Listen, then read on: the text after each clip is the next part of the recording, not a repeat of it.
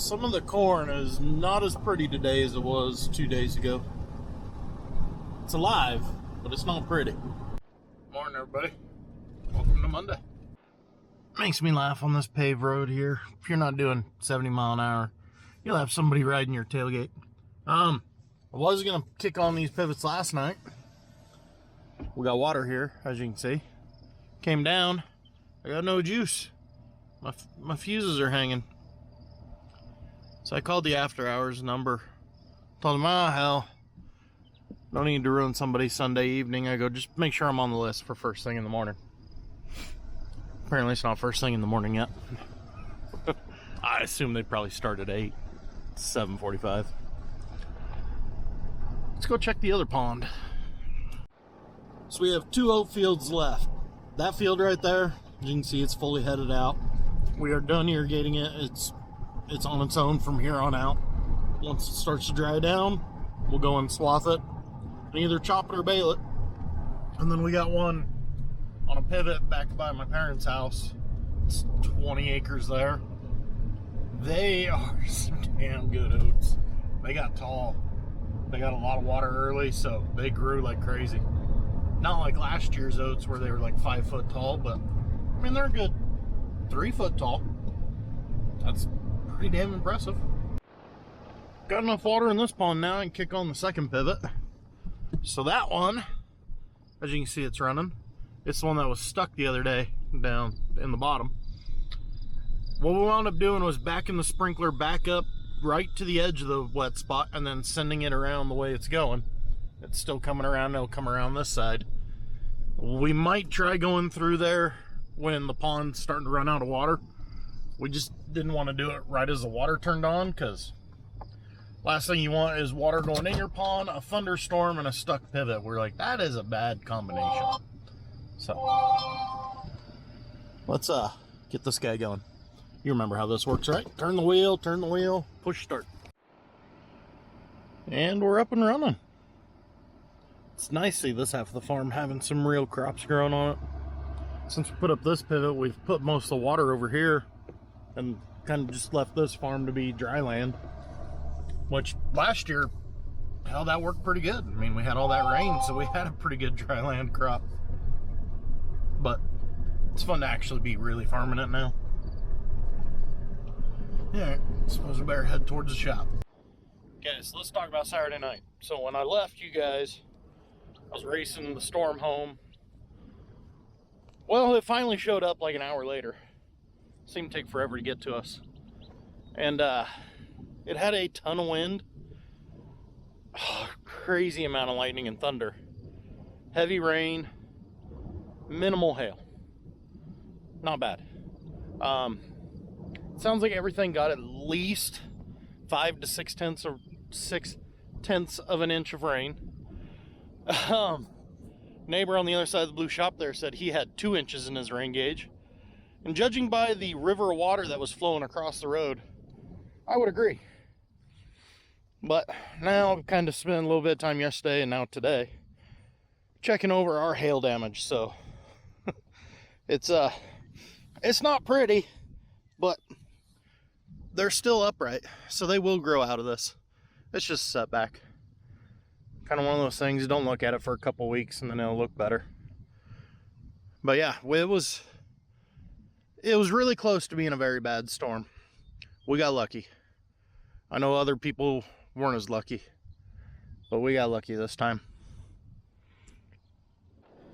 I'm sure every type of job has this sort of change of mindset throughout the year, but I've noticed this spring how farmers can just on a one-day snap go from full out, hey, we gotta go, we got all this stuff to do, to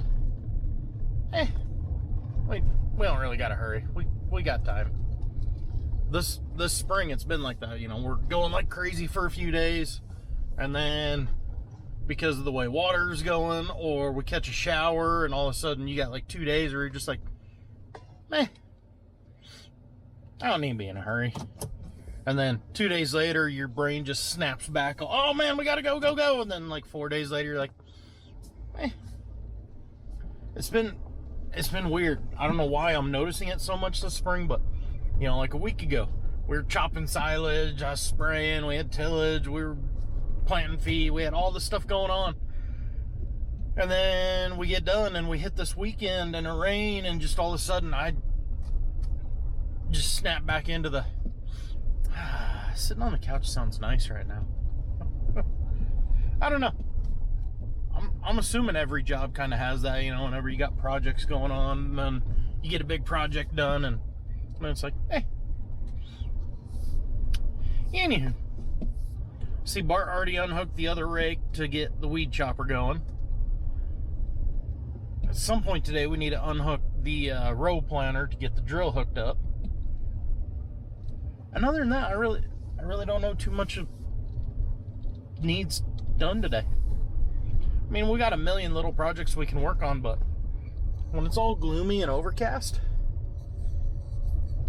I kind of just want to go take a nap. Maybe that's just me. I hate that when you try to be nice about something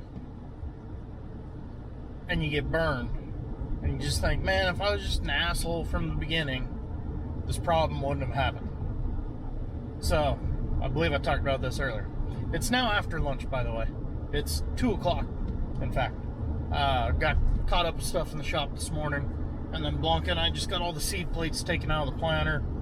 I got thinking, hey, I should look and see if I have power to start my sprinklers that I was supposed to start yesterday. Still no power. Almost 22 hours since my first call. I should have just been an asshole, made him bring somebody in last night, called him in, had him come plug in the fuses. But trying to be a nice guy, like, no, don't worry about it, it can hold water. And the guy goes, great, they'll be out there first thing tomorrow. 9 o'clock this morning, or a little after, I called and said, hey, just want to make sure I'm on the list. They told me they'd be here first thing today. The lady takes down all my information as if I had never called in before. She says, I will pass this on and they will be out there. So now we're another 5 hours after that. So I'm running into town to go talk to somebody in person because I'm getting nowhere over the phone.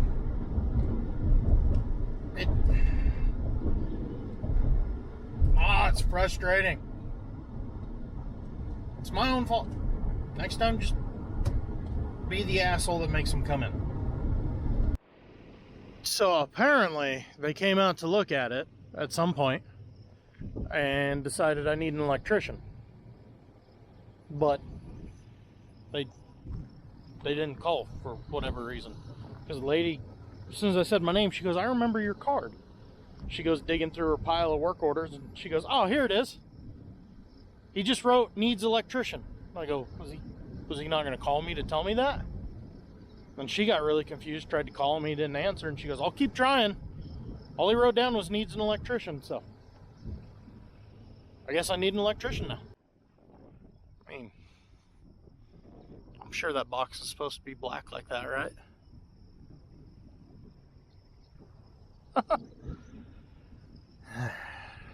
Time to start making phone calls.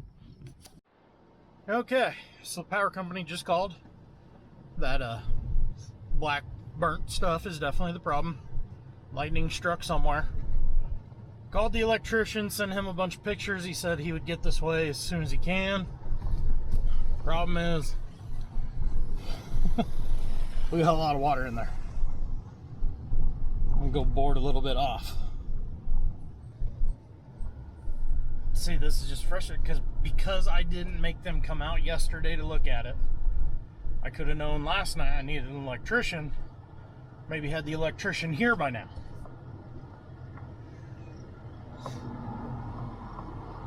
Awesome. Man, this day is flying by for you guys. It's already 4 o'clock. Been in the shop helping Bart work on one of the little four-wheeler sprayers.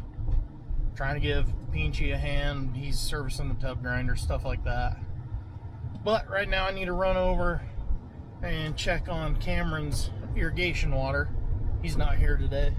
And I know what you're saying. Yeah. I know he's gone again. I can't make fun of him this time though. it's not like he's gone on a fun vacation trip. This isn't a fun trip for him. So I'm not gonna make fun of him this time. Let's go check the water. So I got to thinking the other day, I haven't given you guys an update on the Junkyard since we bought it. No, I know most of you are new here. Last September, we bought an old Junkyard. Stupid amount of money. A ton of cleanup work.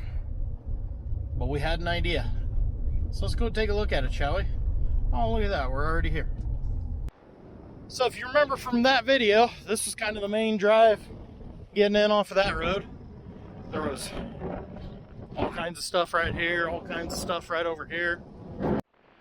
Used to be a shed here and a ton of trees, dead trees all along here. So we did a thing. Bought this property at auction this weekend, mainly because it's bordering one of our fields right here by our blue shop. An old junkyard, but they sold off everything, so I'm interested what all is going to be left in the end. There's about 300 cars parked out here. There is a lot more cars gone than I thought there would be after 24 hours. Wow. So, like I said, it's a junkyard. You can see going in boats, there's lot 226. So if you count all the semi-loads of cars that were junk that they hauled out before they started, right around 300 cars on 7 acres. Insane. But this is what's left. We left all the trees that were alive, which means 95% of them were dead. I know I didn't get hardly any content whatsoever of the cleanup. A couple of shorts is about all the more I did, because I wasn't a part of this. I was busy in fields, and the guys were just like, I want to get that done right now. So they went crazy over here and just cleaned it up. Now the big thing is going around with a magnet and picking up as many nails and bolts and other random junk as much as we can to try and save ourselves a headache in the future. So the first benefit to this piece of ground is going to be the fact we can run our end gun now on this corner. So the property went right up against the pivot point to where our end gun couldn't work. So this whole field edge will now come out about 100 feet back to where it used. I mean, it all used to be farmed way back when. Just hasn't been farmed in a long time. In fact, the farm actually came to about this line right here. So you can kind of see this ridge going there and going there. There's irrigation pipeline buried right here. It's where the irrigation ditch used to be, because our water would come down the road through a ditch here on the backside and then over to the farms over there. So our main thought with buying this was, one, it's connected to our property. It made it super convenient for us. We can use it to park equipment, potentially build a new shed. That is my goal. Get back in the pickup so you guys can actually hear me instead of the wind. So yeah, the main thought, hey, it's connected to a sprinkler, gains us back some of the farm ground that we lost years ago when we did a land trade on everything. It gives us a place to park equipment, and it gives us room to build a shed potentially. Our blue shop is nice. It's a very nice shop. We have severely outgrown it though. With the amount of equipment we have and the size of equipment we have, that shop just, it's not cutting it. It's a one project at a time shop. Two, if you kind of wiggle things in there just right, if they're very big projects. We got several projects we can't even get in the door physically. We need a shop that matches the size of equipment we have now, and potentially a little bit more room for growth equipment size. That's definitely where the Tuna and I kind of split on our idea for the shop. But when you start seeing the actual numbers of what it costs to build, it's so damn ridiculous. Oh, it gets so crazy. But that's our hope here.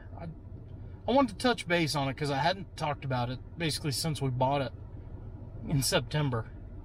So I wanted to show you guys. The guys cleaned this place up quick. We called scrappers. They came in and gutted this place. Oh, we had so many big tree fires. It's amazing how them giant trees, when they're dead like that, just the slightest push with the loader, and you go, how has that survived some of these storms? Because, I mean, there was a tree row along this county road here. Every time the wind would blow, there would be a dead branch in the road. But we pushed over the trees with almost no effort. It was crazy. Anyways, the boss lady called. She needs some help with the computer. So I'm going to go work on a computer. And then go work on editing YouTube videos. Got a couple done this weekend, but not near as many as I wanted. So I'm going to go work on that. Catch you guys in the next one.